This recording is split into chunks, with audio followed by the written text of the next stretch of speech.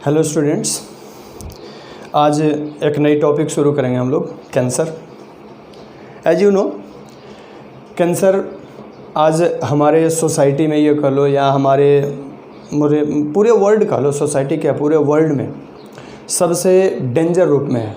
ये बोला एनसीईआरटी की लाइन भी है, cancer is one of the most dreaded disease in the world in which millions of people, millions क्या पूरे वर्ल्ड में तो मिला देंगे तो करोड़ों में हो जाएंगे, ये कई मिलियंस हो जाएंगे। इंडिया में हर साल मिलियंस ऑफ पीपल जो होते हैं अफेक्टेड होते हैं और कई थाउजेंड्स हज़ारों इससे डेथ हो जाती है इनसे। कैंसर का नाम सुन के ही ऐसे दिमाग में आता नहीं है, कैंसर मीन्स भाई क्या हो गया, कैंसर हो गया, अब कैसे बचेंगे, मतलब सुन के ही एक डरावना सा शकल आ जाता है दिमाग में। खैर डरने की ज़रूरत नहीं है, आज हम कैंसर से आपके डर का पर्दा हटाएंगे। कैंसर है क्या, कैंसर से जितना मतलब लोग इसको खौफ बना रखा है, ये हमारी सोसाइटी में जितना ये लोगों ने नहीं, कैंसर ने खौफ बना रखा है उतना है नहीं। अगर समय रहते हम इसको आइडेंटिफाइड कर लें तो इट इज़ 100% क्यूरेबल। हमारी सोसाइटी में भी कई लोग आपको मिलेंगे जो कैंसर से 100% रिकवर्ड हैं। फर्स्ट स्टेज का तो 100% इलाज हो गया है, सेकंड स्टेज का भी मतलब बहुत हद तक ओवरकम, 100% तो नहीं कहेंगे लेकिन 90% से ज़्यादा तो इलाज है ही। हम मतलब बच सकते हैं, कुल मिलाकर नॉर्मल लाइफ जी सकते हैं। पहले तो ये देखते हैं कि आखिर कैंसर होता क्या है या कहते क्यों है। आखिर कई बार सुना होगा कि भाई हम तो वेजिटेरियन थे, हमारे मतलब ग्रीन लीफी वेजिटेबल खाते थे, दूध पीते थे, मतलब कोई हमारे पास नशा नहीं था, ना स्मोकिंग था, ना बीटल च्यूइंग था, फिर भी कैंसर हो गया। ध्यान रहे, कैंसर किसी को भी हो सकता है, हम इससे बच नहीं सकते हैं। हाँ, जब तक नहीं हो रहा है तब तक हम ये बोल रहे हैं कि सही है, अदरवाइज किसी को भी हो सकता है। क्योंकि आज हमारे अराउंड में जितनी चीज़ें आती है, आज हम जैसे ग्रीन लीफी वेजिटेबल खा रहे हैं, अब आज के डेट में जो वेजिटेबल आ रही है उस वेजिटेबल में लॉट ऑफ इंसेक्टिसाइड्स डाले जा रहे हैं, पेस्टिसाइड्स डाले जा रहे हैं। ये इंसेक्टिसाइड्स और पेस्टिसाइड्स में बहुत ही पावरफुल केमिकल्स होते हैं। वो केमिकल ग्रीन लीफी वेजिटेबल्स के रूप में हमारे बॉडी में जाते हैं, धीरे धीरे धीरे धीरे ये एक्युमुलेट होते हैं, बायोमैग्निफिकेशन होता है, और ये एक समय आता है कि ये इतने लार्ज अमाउंट में हो जाते हैं कि वो कैंसर का रूप ले लेते हैं। हमारी सेल जो होती है, अभी पढ़ेंगे कैंसर में बताएंगे, सेल जो है हमारी, इसकी कुछ प्रॉपर्टीज होती है।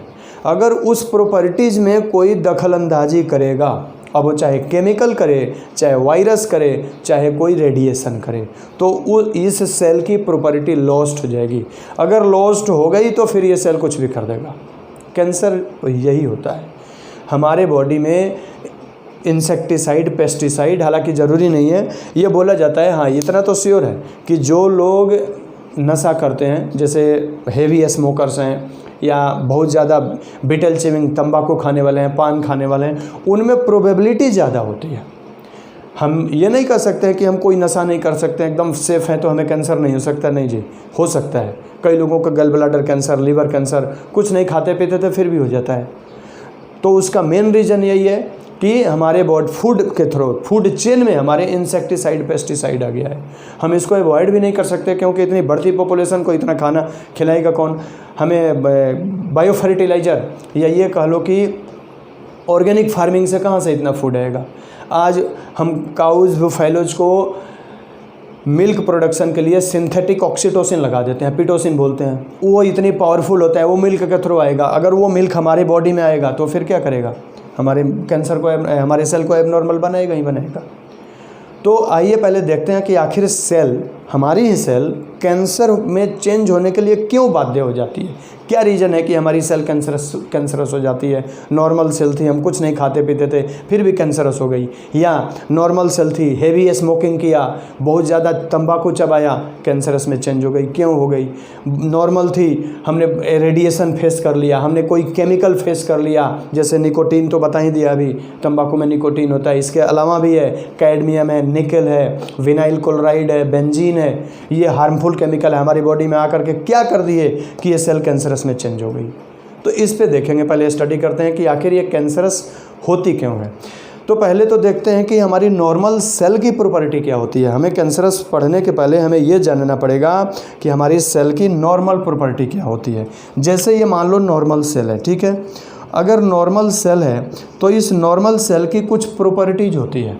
अब क्या प्रॉपर्टीज होती है, तो हमारी सेल, पहली चीज़ कि हमारी जितनी भी सेल्स है वो मतलब एक तरह से क्या है कि पैक्ड कंडीशन में है, या सेल के रूप में नहीं है, वो किस रूप में है, टिश्यूज के रूप में है। किस रूप में है, टिश्यूज के रूप में है। सेल तो अकेले है नहीं कहीं भी।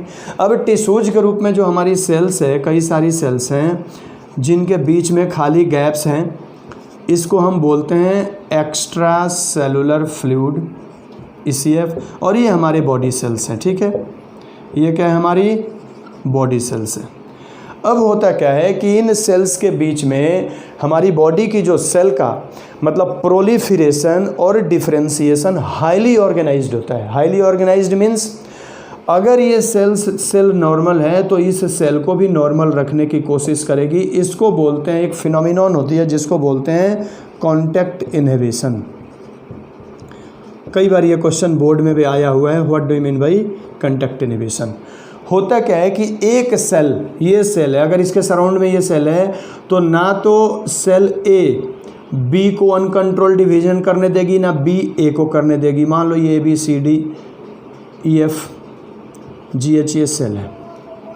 अब कोई भी सेल होगी, जैसे अगर ए है, बी को अनकंट्रोल करने से रोकेगी तो बी ए को करेगी, यही ए H को भी करेगी, C को भी करेगी। सेल जो होती है, एक सेल दूसरी सेल से इस तरह ऑर्गेनाइज्ड होती है कि वो दूसरी सेल की अनकंट्रोल्ड डिवीजन को रोकने का काम करती है। This phenomenon is called contact inhibition. The properties of cell in which one cell inhibit या control the uncontrolled division of adjacent cell is called contact inhibition. वो प्रॉपर्टी जिसमें एक सेल अपनी सराउंडिंग सेल को अनकंट्रोल्ड डिवीजन से रोकती है, उसको हम क्या बोलते हैं, कॉन्टैक्ट इनहिबिशन कहते हैं। एक्चुअल में ये रोकती क्यों है, इसमें एक प्रॉपर्टी होता है, उसको बोलते हैं extra cellular growth factor. Property ना कहें, फैक्टर होता है, extra cellular growth factor. Actual में ये होता क्या है, extra cellular growth factor. Extra cellular growth factor का मतलब ये होता है कि वो फैक्टर जो इस सेल को एक फिक्स कंडीशन में बना के रखेगी। जैसे पढ़ा होगा हमारी, जैसे कनेक्टिव टिश्यू का आप एक सैंपल पढ़े होगे +1 में, तो उसमें होगा बहुत सारी सेल होती है, मास्ट सेल होती है, उसमें मैक्रोफेजेज होते हैं, उसके अलावा फाइब्रस सेल होती है, white fibrous, yellow elastic fibre, कई सारी सेल्स होती है। लेकिन कभी भी कोई सेल अनकंट्रोल डिवीजन नहीं करती है। जो सेल जितनी नंबर में है उतनी ही नंबर में रहेगी। इस फिनोमिन वो इसलिए रहती है क्योंकि इसमें एक्स्ट्रा सेलुलर ग्रोथ फैक्टर काम करते हैं। वो उसको अनकंट्रोल्ड होने ही नहीं देंगे, उसको सिविलाइज्ड बना के रखते हैं। सिंपल एग्जांपल है, हम रोड पे सीधे चल रहे हैं, क्यों चल रहे हैं, इसलिए कि हमारे साइड बाय साइड चलने वाले भी सीधे चल रहे हैं। हम रोड पे अगर ऐसे ऐसे चलने लगे तो जैसे चलते जब इधर जाएंगे, जिसमें भीड़ेंगे वो फिर हमें 2 लगाएगा, बोलेगा सीधे चल ले। तो वही कंडीशन इसमें भी है। कंडीशन क्या होगी कि एक सेल जो है वो अपनी फिक्स कंडीशन में, जहाँ ये इधर उधर करेगी, दूसरी सेल उसको सप्रेस करेगी। भाई कंट्रोल्ड इन योर मैनर, आप अपनी मैनर में रहें, अनकंट्रोल्ड डिवीजन आप न करें। इसको हम बोलते हैं कॉन्टैक्ट इनहिबिशन। तो अगर जिस सेल की कॉन्टैक्ट इनहिबिशन की प्रॉपर्टी लॉस्ट हो गई, उसके बाद उस सेल का कनेक्शन दूसरी सेल से कट गया। अब अगर इस सेल की कॉन्टैक्ट इनहिबिशन लॉस्ट हो गई, अब लॉस्ट क्यों हो गई, लॉस्ट होने के कोई ना कोई रीज़न थे। क्या रीज़न थे, तो वो रीज़न जिनको बोलते हैं कॉजेज ऑफ कैंसर। 3 तरह के कॉजेज होते हैं, एक होता है फिजिकल, दूसरा होता है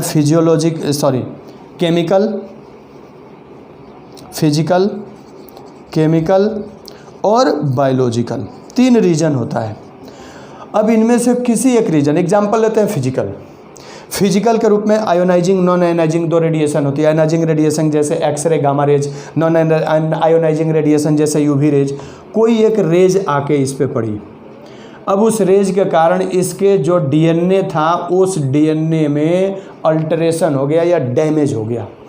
डीएनए क्या होता है कि पूरी सेल की फिजियोलॉजी को कंट्रोल करता है कि सेल को डिवीजन कराना है, नहीं कराना है, डिवीजन कराना है तो कितना कराना है, सारा कंट्रोलिंग डीएनए के हाथ में होता है। पता चला इस डीएनए को एक्सरे लग गई, या इस डीएनए में गामा रेज आ गया, इस डीएनए में यूवी रेज आ गया, ये डीएनए डैमेज हो गया। जब डैमेज हो गया तो इस सेल की जो कंट्रोलिंग थी वो ख़त्म हो गई। गाड़ी चला रहा है ड्राइवर, पता चला किसी ने साइड से गोली मार दी, गाड़ी अनकंट्रोल्ड होगी, एक्सीडेंट हो नहीं होने हैं। अब एक्सीडेंट होगा तो इसी का नहीं होगा, अगल बगल जितनी पैसेंजर बैठी होगी, हो सकता है साइड में जो गाड़ियाँ चल रही वो भी टूटे फूटे, तो जितनी अगल बगल की सेल होगी डैमेज होगी। कैसे होगी ये देखते हैं। अब अगर इस सेल की प्रॉपर्टी ख़त्म हो गई, नॉर्मल कंटेक्ट इनहिबिशन टूट गया, इसके बाद अब ये सेल डिवीज़न करना शुरू करेगा, अनकंट्रोल्ड माइटोटिक डिवीज़न, इसी को बोलते हैं कैंसर। अब ये एक सेल है, एक से ये 2 सेल बनेगा, 2 से ये 4 सेल बनेगा, 8 सेल बनेगा। करते करते ये सेल से यहाँ पे ECF में जो खाली जगह थी वहाँ पे ये मिलियन बिलियन में बनना शुरू हो जाएगा। Such condition is called tumour. और यही क्या हो जाएगा, यहाँ पे ट्यूमर बन जाएगा ये।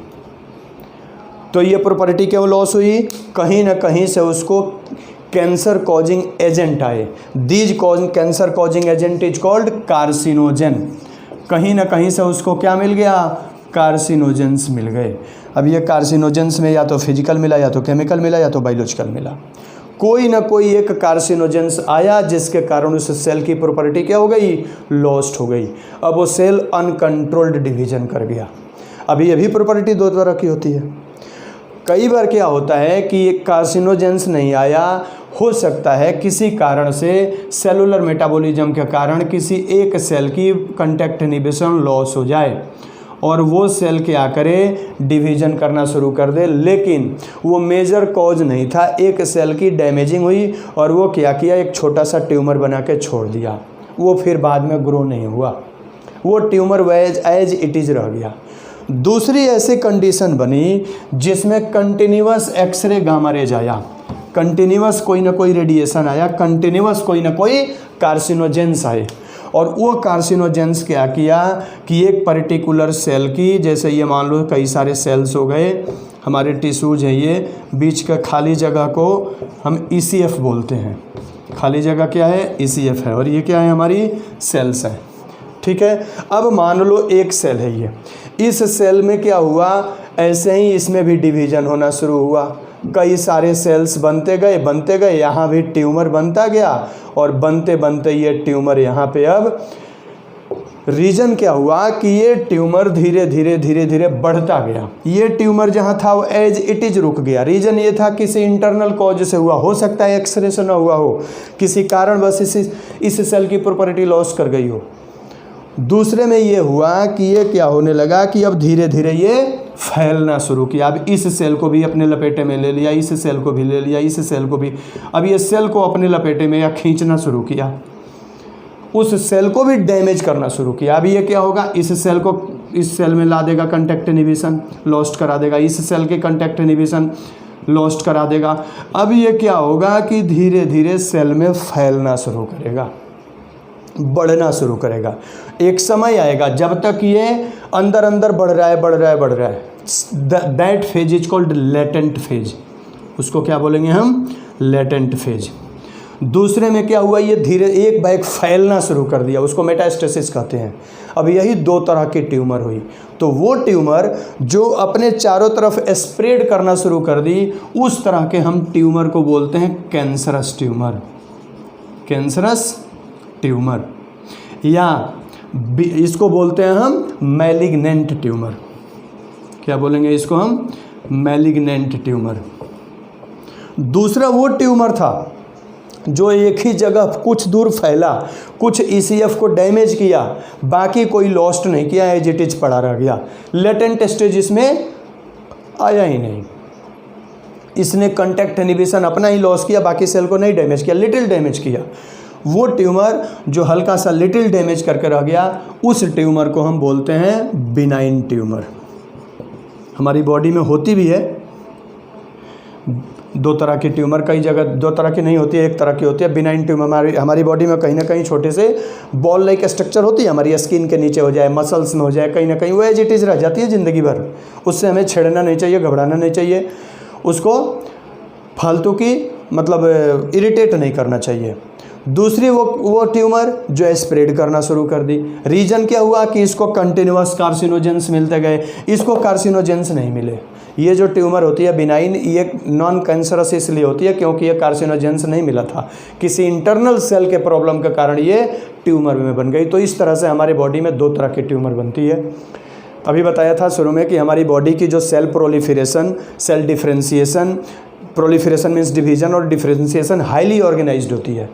ऑर्गेनाइज्ड मीन्स सारे के सारे सेल एक मैनर में काम करते हैं। सैनिक, जैसे अगर एक कोई हमारी सेना की बटालियन है, सारे सिपाही वेल ऑर्गेनाइज्ड हैं, सही चल रहे हैं। एक सिपाही अगर पागल हो गया, बौखला गया, फिर वो कईयों को गोली मारेगा। वही कंडीशन यहाँ भी है, सारे सेल ऑर्गेनाइज्ड में चल रहे हैं। एक कोई अगर कहीं से आ गया, कैंसरस में चेंज हुआ, फिर वो फैलाना शुरू करेगा।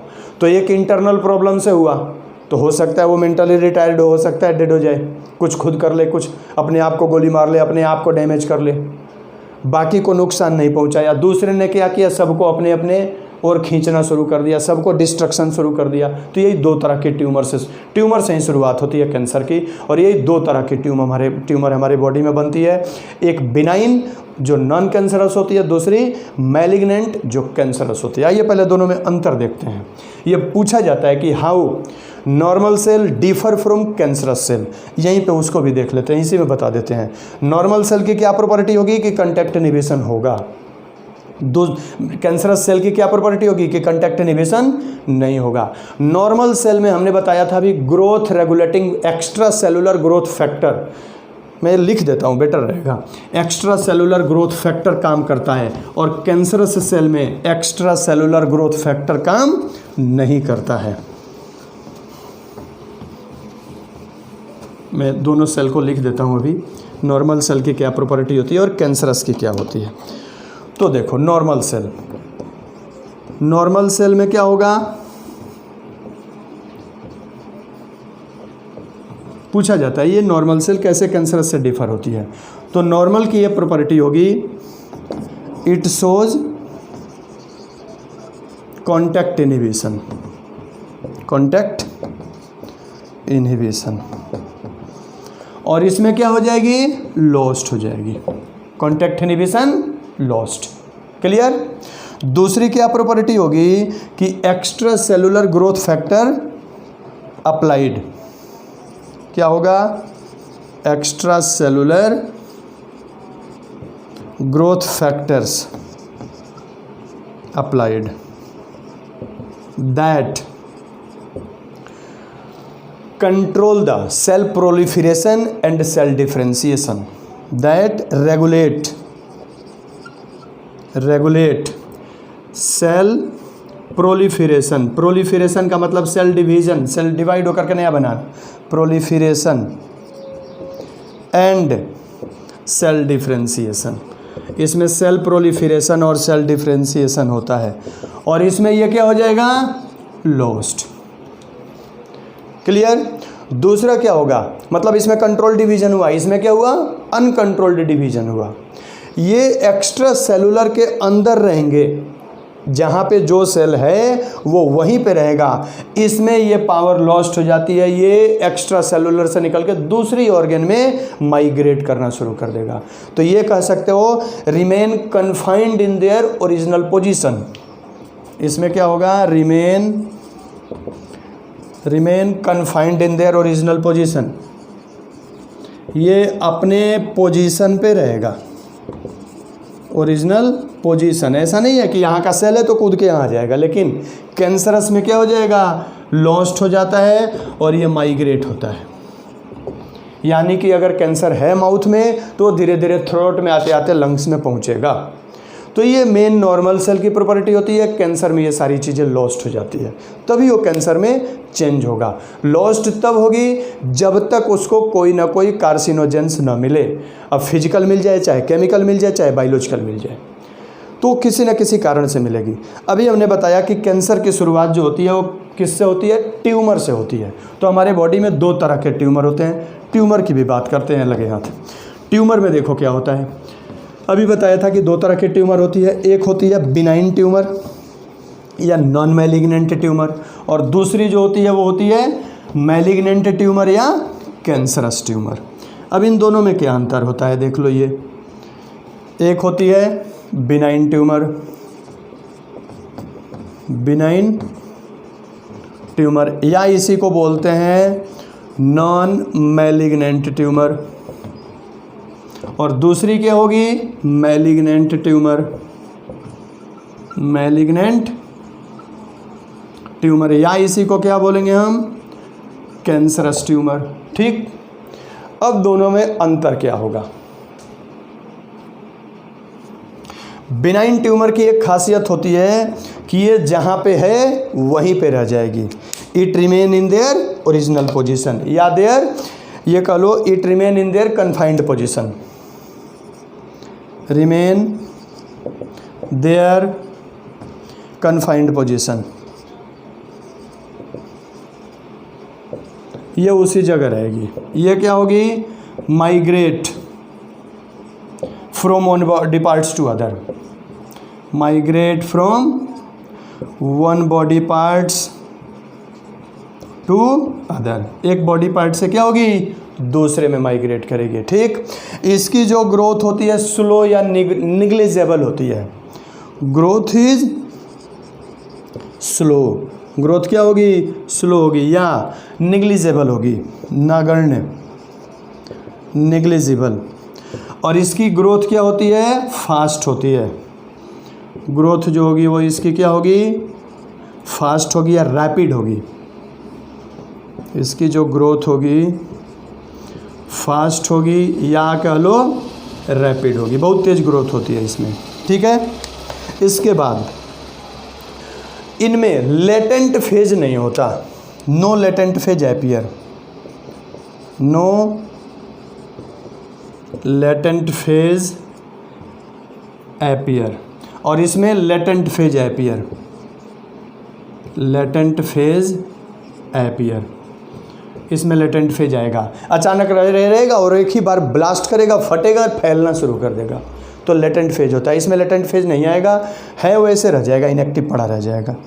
इसके बाद इनकी खासियत एक होती है ये कि it do not show metastasis, do not show metastasis. इसमें मेटास्टेसिस नहीं होगा। वो प्रोसेस जिसमें कैंसरस सेल, कैंसर बड़ा होते होते, ट्यूमर बड़ा होते होते फटेगा कहीं ना कहीं से और फैलना शुरू करेगा, उसको बोलते हैं metastasis. It show metastasis, it show metastasis. ठीक है, एक अंतर बनाने के लिए तो बना सकते हो, इट इज़ नॉन कैंसरस और इट इज़ कैंसरस। आपसे 2 नंबर में पूछेगा, अगर बोर्ड में पूछेगा तो ये 4 अंतर याद रखें, बिनाइन ट्यूमर में और नॉन मैलिग्नेंट ट्यूमर में। 2 क्वेश्चन अभी तक बोर्ड में आएगा, जितना मैंने बताया उसमें से 2 क्वेश्चन आ सकता है। एक पूछा जा सकता है आपसे क्या, व्हाट इज कांटेक्ट इनहिबिशन। दूसरा क्वेश्चन पूछा जा सकता है how cancerous cell normal cell differ from cancerous cell, या how cancerous cell differ from normal cell. तीसरा क्वेश्चन पूछा जा सकता है differentiate between benign tumour and malignant tumour. ये 3 क्वेश्चन अभी तक जितना बताया उसमें से बोर्ड में आ सकते हैं, आते हैं। अब देखिए, ये तो थे ट्यूमर के टाइप। अब अभी हमने बताया था कि right the causes of cancer, पूछता है कि what is the causes of cancer. Causes of cancer क्या क्या है? ये तो हाँ, कॉजेज ऑफ कैंसर, फिर डायग्नोसिस पढ़ते हैं, फिर उसका ट्रीटमेंट पढ़ते हैं। पहले तो कॉजेज देखते हैं, कैंसर के कॉज क्या क्या है। तो कॉज अभी हमने बताया कि कॉज इसका ये हो सकता है कि कोई ना कोई कार्सिनोजेंस, यानी cancer causing agent are called carcinogens. किसी भी सेल की कहीं ना कहीं से फेस टू फेस किससे हो जाए? कार्सिनोजेंस से हो जाए। कॉजेज ऑफ कैंसर देखते हैं, कॉजेज ऑफ। एक चीज़ और, एक क्वेश्चन पूछा जाता है, जब इतना बता ही दिया तो प्रॉपर्टीज ऑफ कैंसर पहले देख लेते हैं कि प्रॉपर्टीज ऑफ कैंसर सेल क्या होता है। जैसे मैंने तो बता दिया था कि प्रॉपर्टीज ऑफ नॉर्मल सेल। अब आइए एक बार देखते हैं प्रॉपर्टीज ऑफ कैंसरस सेल, उसके बाद बात करते हैं कॉजेज ऑफ कैंसर की। प्रॉपर्टीज क्या क्या होती है? प्रॉपर्टीज ऑफ कैंसरस सेल, कोई भी कैंसरस सेल है उसकी क्या क्या प्रॉपर्टीज होती है। तो फर्स्ट प्रॉपर्टी आ जाता है कई बार, लेकिन पूछ देता है बोर्ड में, write the properties of cancerous cell. तो फर्स्ट जो प्रॉपर्टीज होती है अभी हमने बताया कि अनकंट्रोल्ड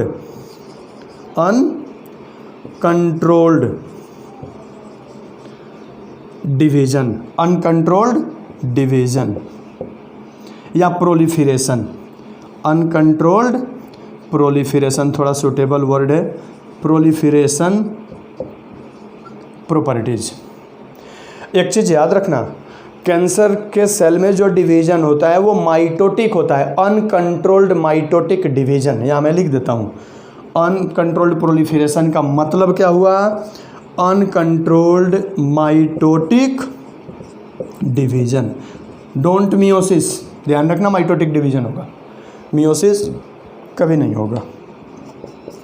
रिप्रोडक्टिव सेल में होता है, ये वेजिटेटिव सेल में होता है, ध्यान रहे। ऐसा नहीं कि रिप्रोडक्टिव सेल में होगा तो वहाँ मियोसिस होगा, डोंट बी कन्फ्यूज्ड। ओवरी में हो गया तो पता चलेगा कि ओवरी में भाई मियोसिस होगा, नहीं, माइटोसिस ही होगा। जहाँ भी होगा माइटोटिक डिवीजन करेगा। दूसरा प्रॉपर्टी ये होता है कैंसर की कि जो हमने बताया था कि extra cellular growth factor normal cell के लिए रिक्वायर्ड होता है, कैंसरस सेल के लिए नॉट रिक्वायर्ड ही नहीं होता है। तो ये कह सकते हो कि extra cellular growth factors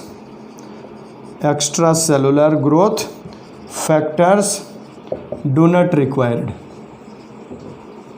extra cellular growth factors do not required, क्योंकि इसको तो अनकंट्रोल डिवीजन करना ही है, तो फिर इसको कंट्रोल डिवीजन की ज़रूरत क्या है, तो एक्स्ट्रा सेलुलर ग्रोथ फैक्टर की ज़रूरत नहीं होती है। थर्ड क्या होता है कि इनमें ओवर ग्रोथ होता है and have ability to transfer from one cell to other cell. तो ये क्या होगा, ओवर ग्रोथ। इनमें क्या होगा, over growth and ability to transfer from one body parts to other, one body parts to other, एक बॉडी पार्ट से ये दूसरे में चला जाता है, दैट इज कॉल्ड मेटास्टेसिस। याद रखना, ये भी क्वेश्चन पूछा जाता है, what do you mean by metastasis, the ability by which cancerous cell transfer from one body parts to other body parts is called metastasis. वो एबिलिटी जिसमें कैंसरस सेल एक पार्ट से दूसरे पार्ट्स में माइग्रेट कर जाता है उसको metastasis. Second stage of cancer, ध्यान रखना, जब तक ट्यूमर में है तब तक फर्स्ट स्टेज है, वो तो खैर ट्रीटमेंट में बता देते हैं, अभी रहने दो। उस ट्यूमर को काट के निकाल दिया, कैंसर खत्म, जड़ से खत्म, फिर कभी भविष्य में नहीं होगा। थर्ड, फोर्थ देखो, फोर्थ में ये होता है कि इसकी जो न्यूक्लियस होती है वो इरेगुलर हो जाती है और उसमें ग्रेन्यूल्स बहुत ज़्यादा हो जाते हैं। Nucleus become irregular, nucleus become irregular and abundance of granules, abundance of granules, उसमें ग्रेन्यूल्स बहुत ज़्यादा हो जाते हैं। ठीक है, तो ये चौथी प्रॉपर्टी थी।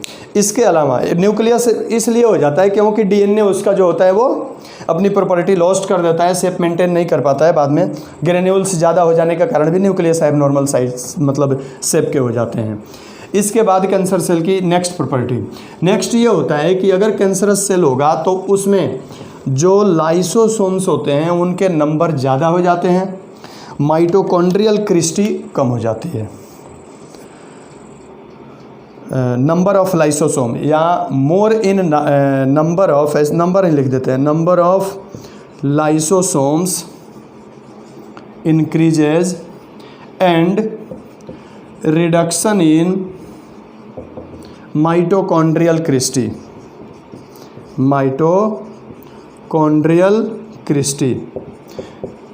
इसमें उतना जितना ज़्यादा क्रिस्टी होती है उतने ज़्यादा फूड का ऑक्सीडेशन होता है, एनर्जी सप्लाई ज़्यादा होता है। इसको तो डिवीज़न ही डिवीज़न करना है, एनर्जी सप्लाई की उतनी ज़्यादा ज़रूरत नहीं होती है। इसके अलावा मोर मिलानिन उसमें ज़्यादा होने लगता है, और एंड सेलुलर डेब्रिस, उसमें सेलुलर डेब्रिस भी ज़्यादा होने लगेगा, कचरे ज़्यादा हो जाएंगे। और एक और नॉट लास्ट बट मतलब लिस्ट ये कह सकते हैं कि इसमें ये होता है कि जो कैंसरस सेल होते हैं उनमें सेल डेथ की प्रॉपर्टी लॉस्ट हो जाती है। ये बोला जाता है कि कैंसरस सेल हैव, ये कह लो ना उसको, resist against cell death that में लीड टू ट्यूमर फॉर्मेशन। इनमें क्या होता है कि कैंसरस सेल जो होता है वो सेल डेथ के खिलाफ रेजिस्ट हो जाता है। ये कह लो, it resists against cell death, cell death उसमें नहीं होता है, and continuously divide to produce tumour. ये कंटिन्यूअस डिवाइड करके क्या बना देता है, ट्यूमर बना देता है। तो ये प्रॉपर्टी याद रखिएगा। नॉर्मल सेल में ये सारी प्रॉपर्टी नहीं होती है। जैसे फर्स्ट बताया था, cancerous cell lost the cancerous cell uncontrol division. Normal cell का क्या होगा, सो कंट्रोल डिवीजन। दूसरा बताया था, कैंसरस सेल में cancerous cell do not required extra cellular growth factor, normal cell required extra cellular growth. जो जो प्रॉपर्टी है कैंसरस की उसका उल्टा करो, नॉर्मल सेल की वही होगी। कैंसरस सेल में मेटास्टेसिस होता है, एक से दूसरे स्थान पे जाएगा, नॉर्मल सेल कभी नहीं जाएगा। कैंसरस सेल को मैंने बताया था कि इसमें न्यूक्लियस इरेगुलर शेप का हो जाता है, नॉर्मल में रेगुलर शेप का होता है। लाइसोसोम इसमें ज़्यादा हो जाता है, नॉर्मल में लाइसोसोम लिमिटेड में रहेंगे। माइटोकॉन्ड्रियल क्रिस्टी ज़्यादा रहेगी, नॉर्मल में सेल डेथ होगा, कैंसरस में सेल डेथ नहीं होगा। तो ये जितनी चीज़ें प्रॉपर्टी बताई कैंसरस की वो नॉर्मल में नहीं होती है, ये याद रखें। Come to the causes of cancer. Causes में देखिए कौन कौन से कॉजेज हैं। कॉजेज ऑफ कैंसर बताया था, cancer causing agent is called carcinogens. Causes of cancer, जो कॉजेज ऑफ कैंसर, जिस the agent that cause cancer is called carcinogens. The agent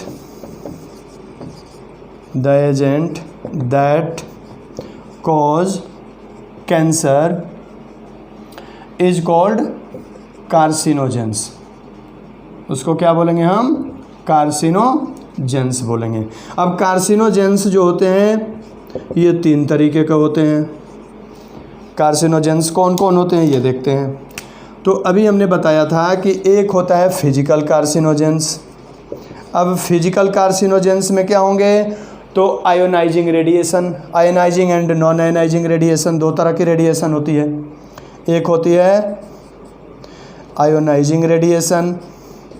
ionizing radiation में कौन कौन आएगी, एक्सरेज, गामा रेज, एक्सरेज और gamma rays. Non ionizing radiation, non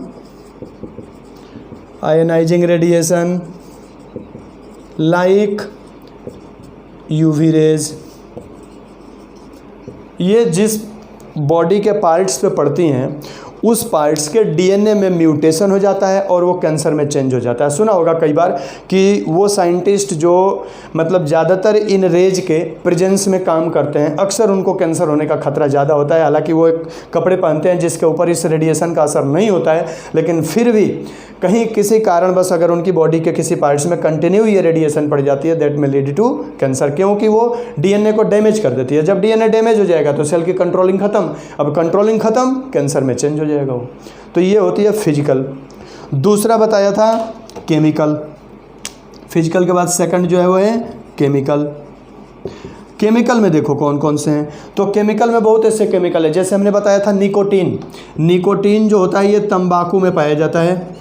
ये जाकर के सेल में इतना ज़्यादा एबनॉर्मेलिटी ला देता है, सेल को मतलब इतना ग्रोथ दे देता है, इतना ज़्यादा सेल को एक्स्ट्रा सेलुलर ग्रो करा देगा कि वो कैंसरस में चेंज हो जाती है। जब इनको बोलते हैं एक तरह से एल्कलॉइड के रूप में ये काम करती है, एल्कलॉइड के रूप में काम करती है। निकोटीन के अलावा और भी केमिकल हैं। ये तो निकोटीन तो खैर उसमें तंबाकू में पाया जाता है, टोबैको में पाया जाता है। इसके अलावा भी केमिकल्स हैं केमिकल के रूप में, जैसे निकेल हो गया, निकेल के अलावा कैडमियम हो गए, कैडमियम के अलावा विनाइल क्लोराइड हो गया, विनाइल क्लोराइड, बेंजीन। ये जितने केमिकल्स हैं ये कैंसर कॉजिंग केमिकल्स हैं। ये हमारे बॉडी में अगर आते हैं तो कैंसर किसी न किसी तरह से कॉज करेंगे ही करेंगे। और तीसरा जो होता है वो है biological agent, that is called viral oncogene या ओंकोजेनिक वायरस। वायरल ओंकोजीन या oncogenic virus, that is called biological agent. अब बायोलॉजिकल 2 तरह के बायोलॉजिकल होते हैं। एक होता है viral oncogene, viral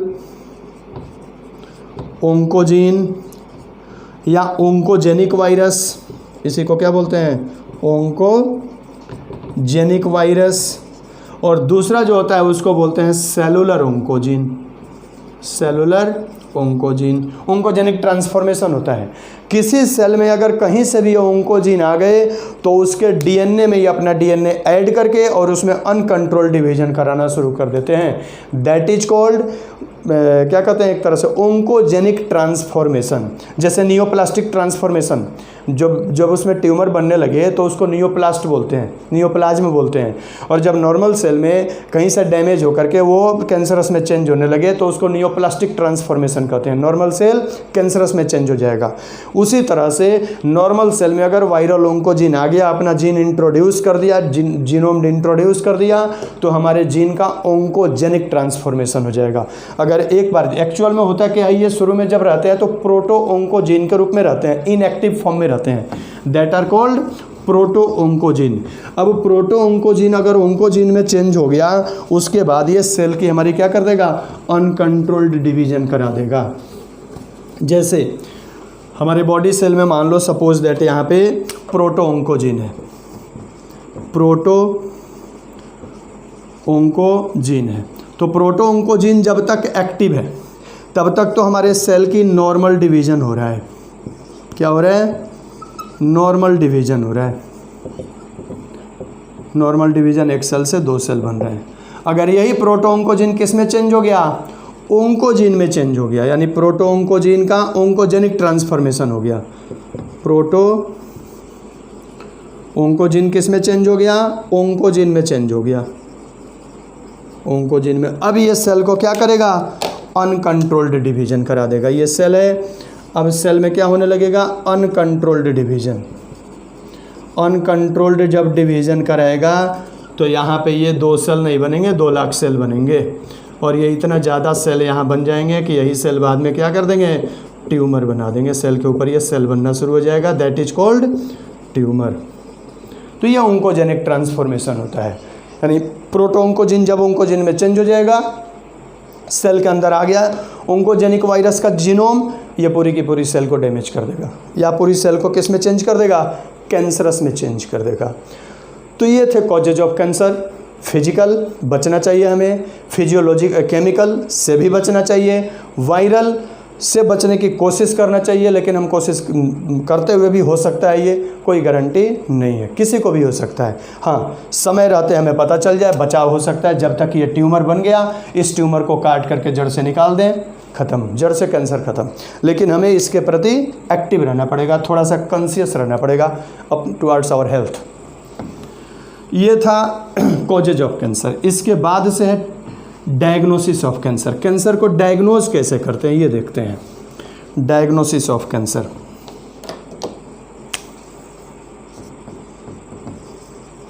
diagnosis of cancer 3 तरह से डायग्नोसिस करते हैं इसका।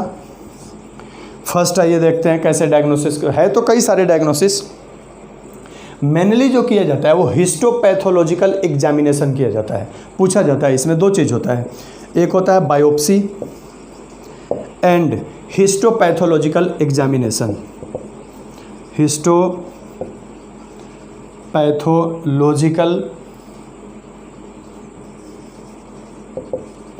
एग्जामिनेशन, इसमें क्या जाता है कि कोई भी है, कनेक्टिव टिश्यू में जनरल यूज करते हैं। अगर कनेक्टिव टिश्यू में है तो उस टिश्यूज का थोड़ा सा फ्रेगमेंट लेते हैं, उसकी स्टेनिंग करते हैं और फिर उसको एग्जामिन करते हैं। एग्जामिन करके पता करते हैं कि ये कैंसरस है कि नहीं है, इसमें टाइम ज़्यादा लगता है। बायोप्सी में भी सेल का फ्रेगमेंट निकालते हैं, उसका हिस्टोपैथोलॉजिकल एग्जामिन करते हैं। इंटरनल ऑर्गन में कहीं कैंसर है, बायोप्सी करके उसका पता करते हैं। इसके अलावा भी है, इसके अलावा क्या करते हैं, एक्सरे करके पता कर सकते हैं।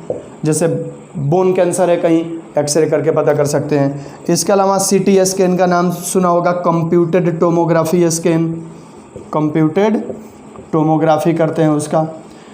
अब कंप्यूटेड टोमोग्राफी में ये होता क्या है कि एक प्रकार की ये रेडिएशन रिलीज करता है जो जा कर के सेल का 3D इमेज बनाता है। तो 3D में पता चल जाता है कि ये ट्यूमर अंदर फैल रहा है या किधर जा रहा है, उससे पता चल जाता है। इसके अलावा MRI है, मैग्नेटिक रिजोनेंस इमेज। ये मैग्नेटिक रिजोनेंस इमेज।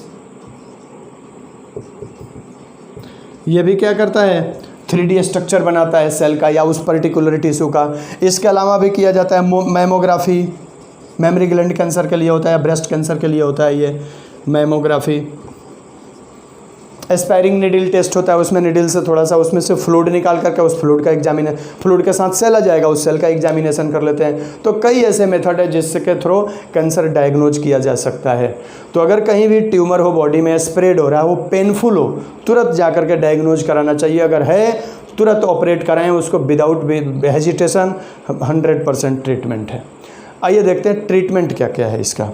लास्ट है डायग्नोसिस में मेनली यही है, सबसे ज़्यादा यूज तो खैर अलग अलग कैंसर के लिए अलग अलग होता है, कोई ज़्यादा और कम नहीं कर सकते हैं। लेकिन पूछ दे अगर कि diagnosis of cancer is based on histopathological examination, biopsy में किया जाता है। ये बायोप्सी नहीं करो, इन बायोप्सी कह लो, बायोप्सी में किया जाता है हिस्टोपैथोलॉजिकल एग्जामिनेशन।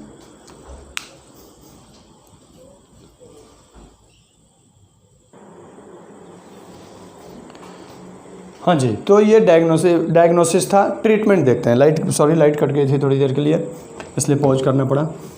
तीसरा है इसका लास्ट जो है वो है ट्रीटमेंट। तो ट्रीटमेंट देखो, ट्रीटमेंट भी इसमें 3 तरीके का ट्रीटमेंट होता है। आइए देखते हैं कौन कौन ट्रीटमेंट होता है इसमें।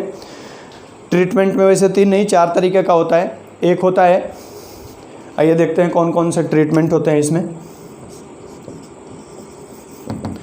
Treatment of cancer.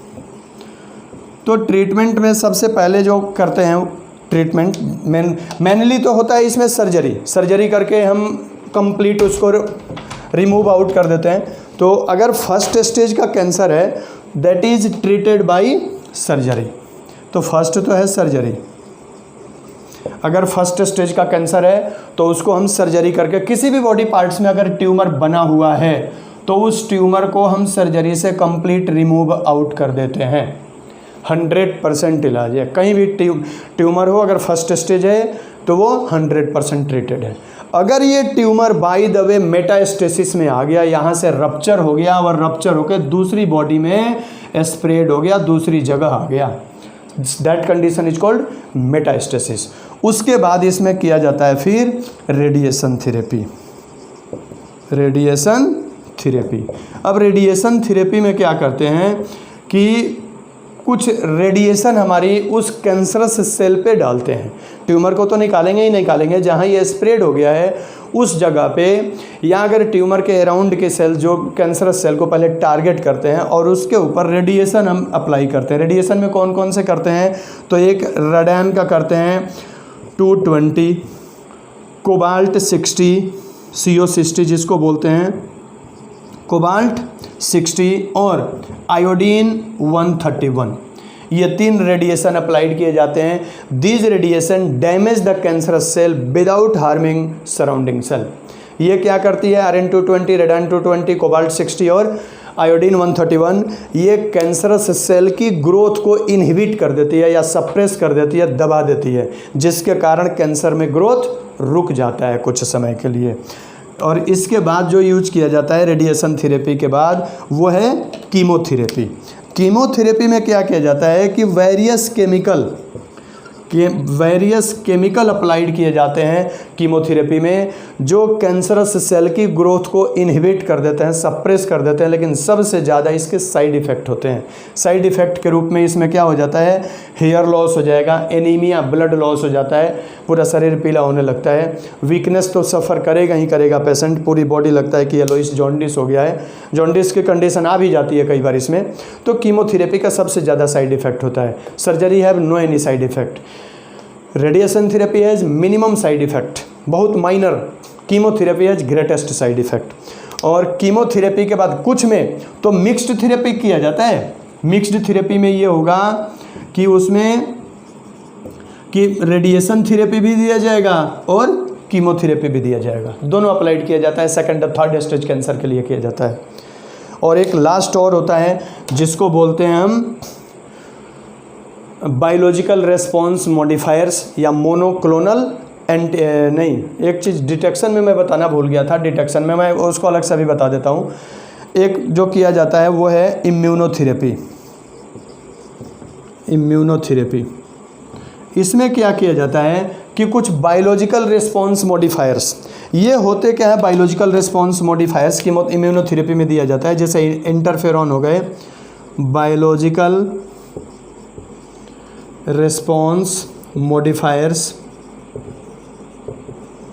ये होते क्या हैं जनरली कि केमिकल्स होते हैं। जैसे इंटरफेरॉन हो गए, अल्फ़ा इंटरफेरॉन बोलते हैं उसको, अल्फ़ा इंटरफेरॉन, ये जा करके हमारी सेल को, हमारी पर्टिकुलर इम्यून सेल को एक्टिव करती है, जो जा कर के कैंसरस ट्यूमर का डिस्ट्रक्शन करता है। जैसे बताया था मैंने, हमारी CMI कैंसर के खिलाफ काम करती है।